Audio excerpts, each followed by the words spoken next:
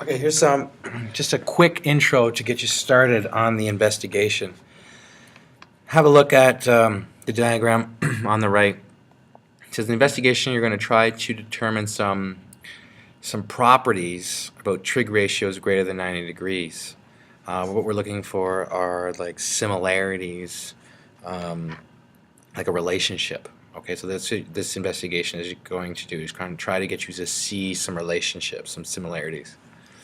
Okay, so what we're going to do is look specifically at taking those angles in standard position, and we're going to start swinging them around the axis and seeing how it changes, say, the ratios, sine, cos, and tan.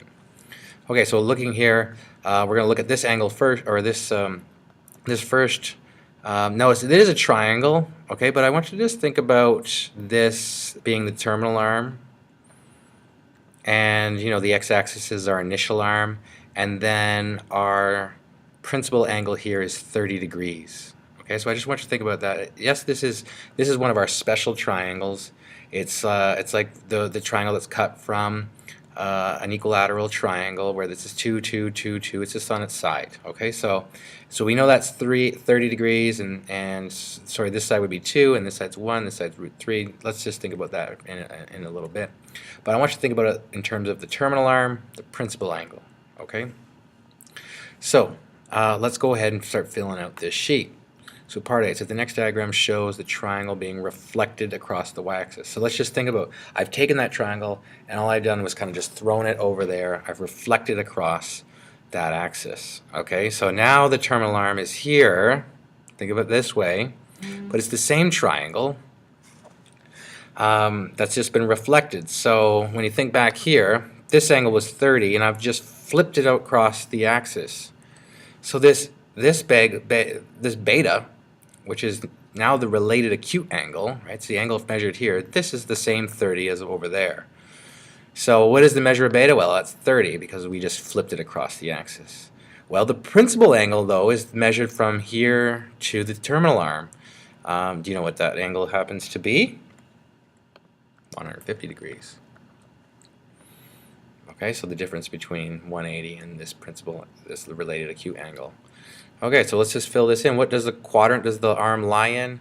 Well, we talked about that in that first video. This is the first quadrant. This is the second. Down here is the third. And this one way over here is the fourth quadrant. So it lies in the second quadrant. Okay, so far so good.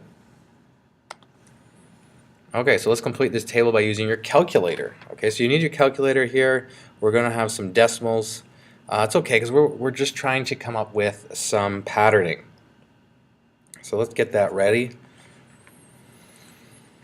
Okay, so we're in quadrant 2, and I'm going to fill this in. The principal angle was 150 degrees, and the related acute angle was 30 degrees.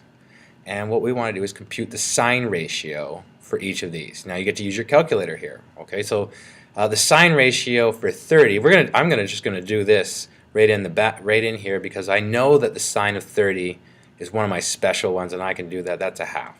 Okay, and you can draw your triangle to verify that, or you can go right back here and have a look. Right, the sine of 30 is 1/2, half.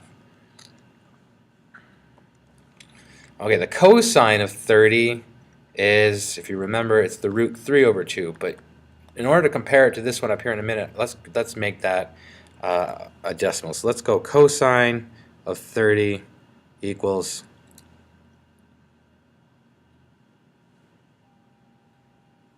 that 0.866.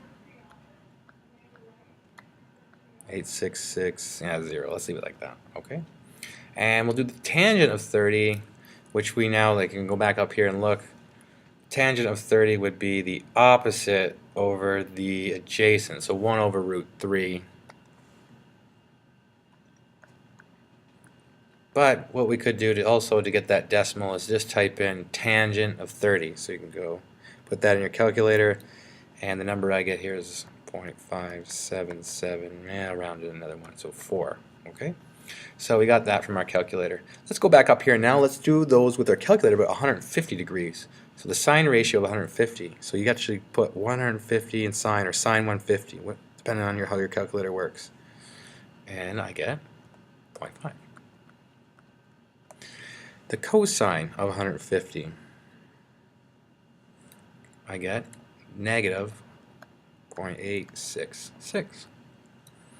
And the tangent of 150, I get negative 0.5774.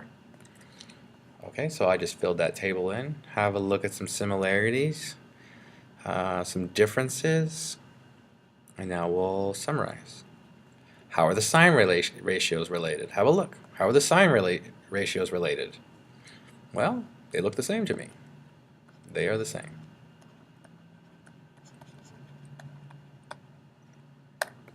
How are the cosine ratios related? Well, the cosine ratio for 150 was negative 0.866. For the related acute angle is positive 0.866. So they're the same but opposite signs.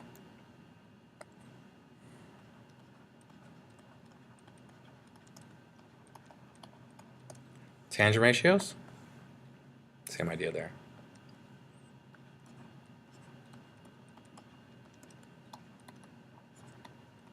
So sine was the only one where they were the same. They were both positive in that quadrant, whereas the 150 was negative for cosine and the 150 was negative for tangent. Okay, so I've done the first part with you. You would do the next two parts for homework and be ready to discuss the results you find in part D, which your job is to kind of summarize and apply some skills, and we'll take that up in class.